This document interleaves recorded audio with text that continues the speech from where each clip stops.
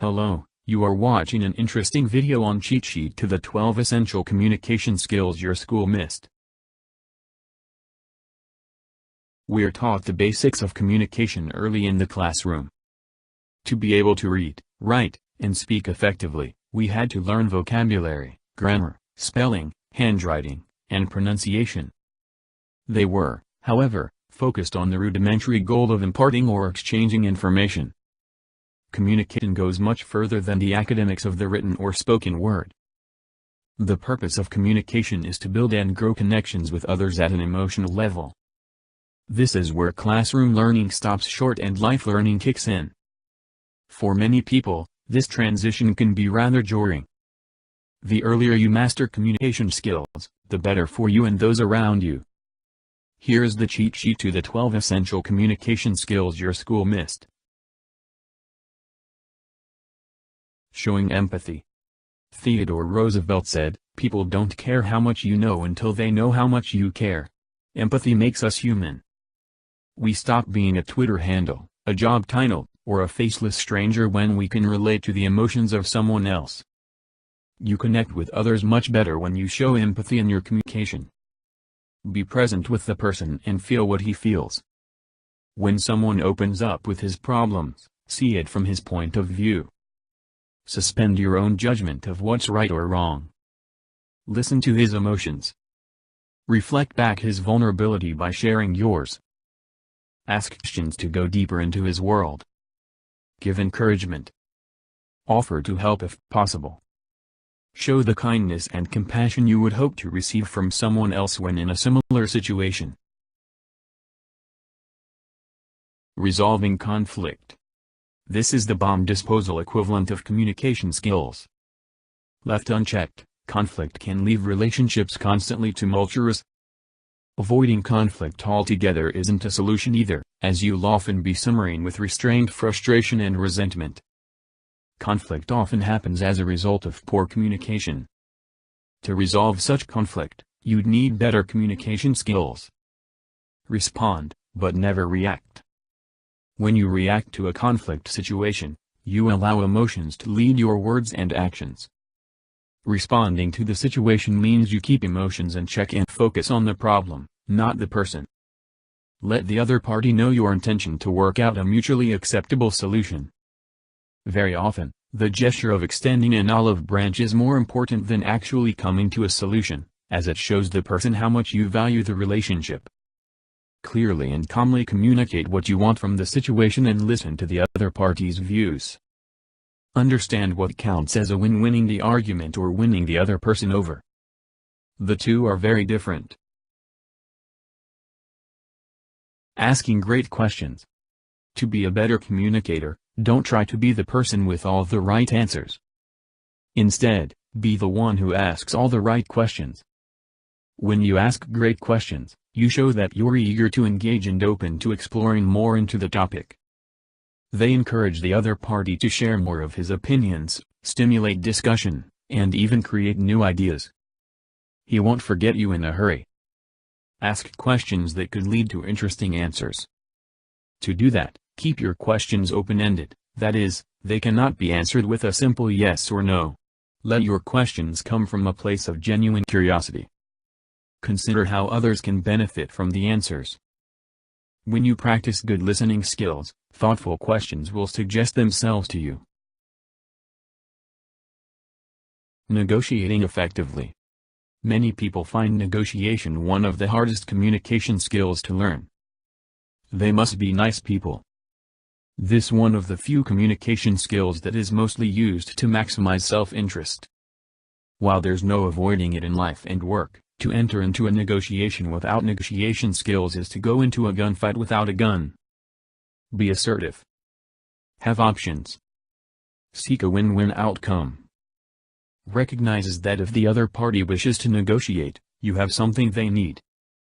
Be assertive in asking for what you want, aiming as high as you think is realistic for them. Listen to what they are saying, and not saying. Gather clues to how much they need what you have. Always have ready options should the negotiation fails. The other party can always sense your confidence or desperation. Show them how you're looking for a win-win outcome by satisfying their basic interests too.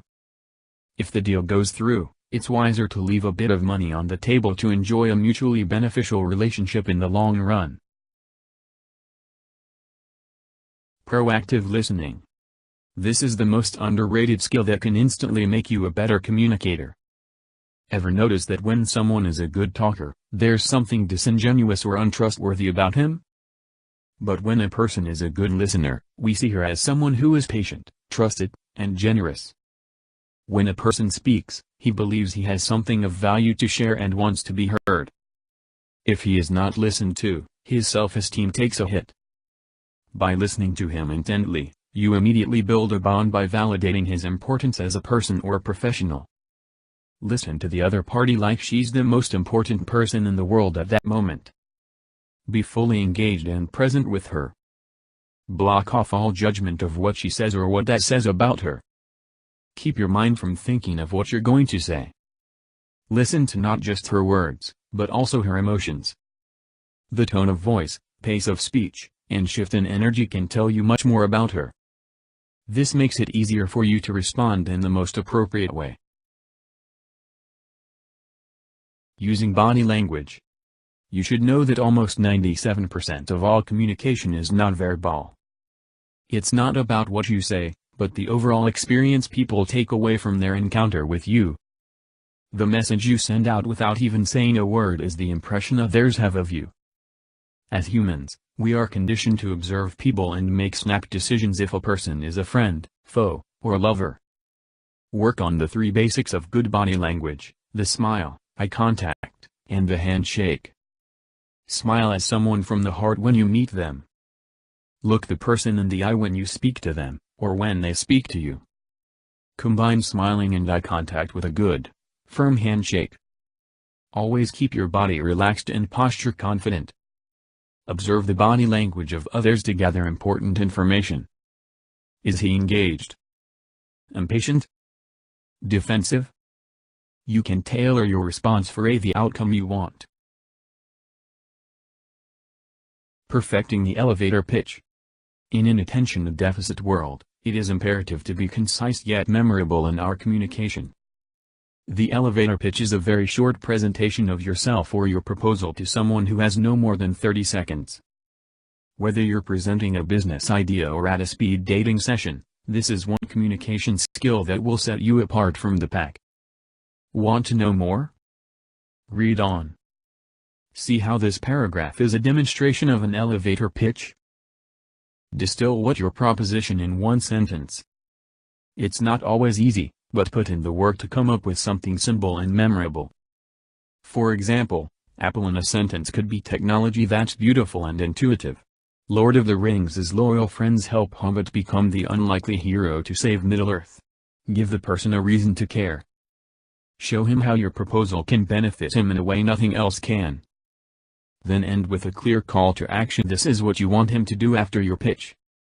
Remember, be confident. You have a good proposal and you know it. When you're confident, they will know it too. Inspiring others with an idea. An idea is one of the most powerful and contagious elements of any communication.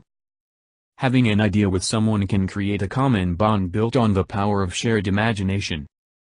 Share a unique thought that can energize others, and hold it lightly. Everyone has ideas, but the ones worth sharing are those that are refreshing and inspiring. When you have one of these gems, don't make the mistake of keeping it too close to your chest. Share it with others, be open to suggestions to improve or interpret it. Asking for input to reshape the idea together builds a trust that can go a long way. Acknowledging others. Acknowledging someone is the act of letting the person know something great about him or her. It is different from complimenting or flattering. The difference lies in the intent. You're not trying to benefit from the gesture, but to sincerely shine a spotlight on others. They will feel the difference. Look for the good in someone, and tell her how great it is. When we compliment someone, we can be indirectly flattering ourselves. When you say, "I really like your report," is it about her report, Or is it about you and your approval of her report? Try saying, "Nice report, you have some great insights." Now it's all about her, not you. You can also acknowledge something in a person that few people would even notice, like how an assistant's handouts are always perfectly stapled because she takes pride in being meticulous. The best communication lies in its subtlety. Confident public speaking. Public speaking is one of the biggest all-time fears people have. Yet with its ability to influence and inspire many individuals at once, it's one of the most powerful forms of communication. Think of the best orators in history: Winston Churchill, Martin Luther King, or Steve Jobs. They communicate simply and persuasively, making us feel better off after listening to them. Be it a work presentation or a charity drive, you will be put in situations where you have to speak to a group. Think of the one person in the audience who needs to hear your message. As with most communication skills and strategies, focus on the recipient of your message. Believe you have something important to share, and someone in the crowd will benefit from it. Don't aim to be perfect in your delivery, aim to be passionate about your message. When you're speaking from a place of authenticity and vulnerability, people will listen to you and root for you. Keep practicing. Projecting leadership. The best leaders are masters of the craft of communication. How do you think they become leaders? We only follow those we trust. It helps that they are competent as well. Guess what? Being a strong communicator does wonders on both counts. Aim to be a leader who serves his followers. Leaders have a separate manual for communication. This would include speaking clearly and confidently, acting with authenticity, listening to feedback, and many other skills.